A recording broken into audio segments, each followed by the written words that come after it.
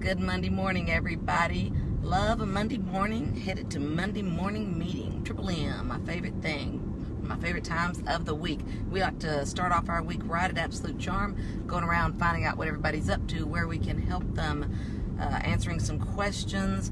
Then we go into a deeper dive in our training on Wednesdays, but we always get a little training done on Mondays as well. Coco has had a great week. She is starting to really take to the little man better. Daddy took him to work. Wes did today. So it's just me and Coco in the car this morning. So we got a big week on tap today. Tomorrow is the final day of the Whole30. How exciting is that? Not that you just go to eating crazy the next day by any stretch, but at least the pure 100% strict nature of the thing is over at that point. So tomorrow is the final day of Whole30. Wednesday means the scales come out. Dun, dun, dun. We'll see what has happened, but I know I look and feel better to myself, and that's really what matters, right? That's the number one thing. So it's going to be an exciting week. Wednesday, we close on our new house and start the process of moving. Thursday, I get my teeth finished, so I won't feel like I'm talking weird with these thick temporaries on. So that's going to be amazing. So big week in tap. The question I have is, who loves accountability? And I have a feeling the answer to that is nobody. Nobody loves accountability. We may say we do, but that is until we're actually asked to be accountable, or it's till we're asked to be accountable about a subject we don't enjoy. No. Let's be accountable on the things I like doing, not the things I don't like doing. So I have found that none of us, Watosh included, really like being accountable, but it's a necessary part of growth. I often tease with agents and say, if you don't want to be accountable, if you don't want to track and measure, you're never going to reach the goals that you could reach, or the goals you have are too low. Because whatever the case, if you track and measure and stay accountable for your activities, whatever kind of line of work you're in, you will be more successful without a doubt. If it's not in your schedule, it doesn't exist. If you don't track and measure it, you're just throwing darts at a board blind. So we don't, any of us want to be doing that.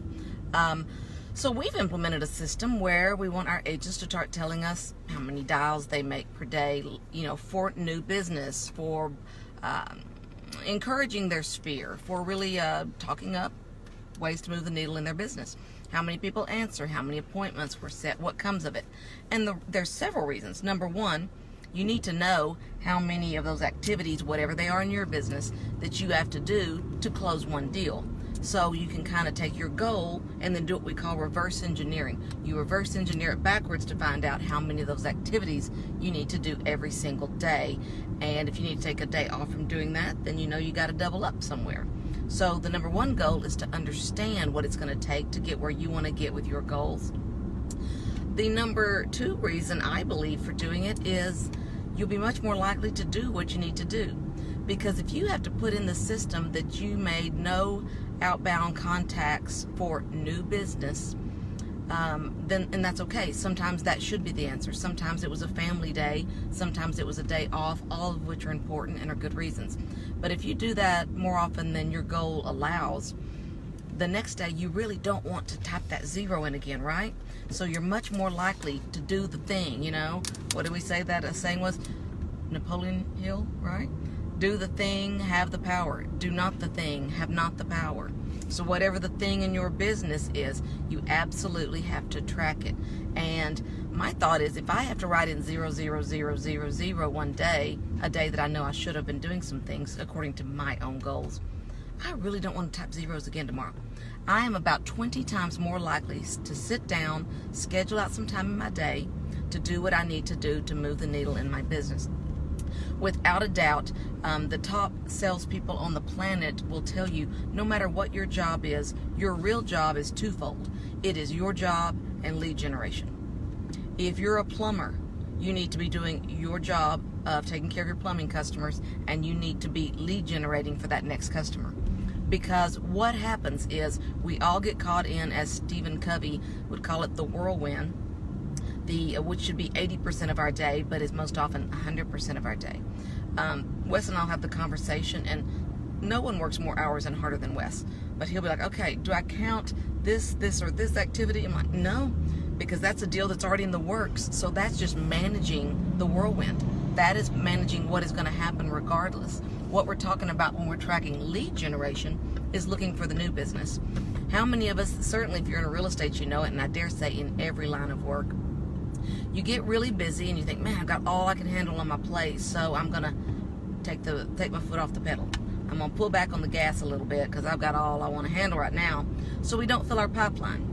So what happens is we have a lot of closings, and then we look around and go, have I been doing the lead generation activity I should have been doing for the last 45 to 60 days so that now when all those closings have come to pass, I have a pipeline. And it's real easy not to do it. It's harder to do it if you're willing to be accountable and track, because it's not going to sneak up on you. You may still do it, but you're going to know you did it. Okay? You're going to know each day that you're falling behind and that you're going to be hating life when 2 months down the road comes and the pipeline's empty. So you want to always be ready, always thinking, always looking ahead.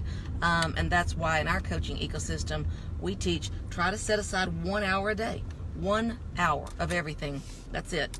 Preferably early in the morning before you get distracted. Sit down with your notepad and decide what you're going to do to attract new business, to revive business that fell apart, to reconnect with old friends, old customers, and just stop and say, hey, how you doing? You know, it's good to hear from you. And it's something that we tend to fall down on and not do the way we should. So please keep in mind that this is the way you drive your business forward. If you're feeling good and content about what's going on today, you better worry about what's coming in 60 to 90 days, because it's not going to be pretty if you're not filling the pipeline. So let me know how you feel about accountability, because Coco says she's accountable to no one. And I tell you, she has got her spa day coming today, and I don't know why. Could she be any more white and lovely? I'm just not sure what they're even going to do to her, because she's already looking pretty good. You ready to go inside, Cokie?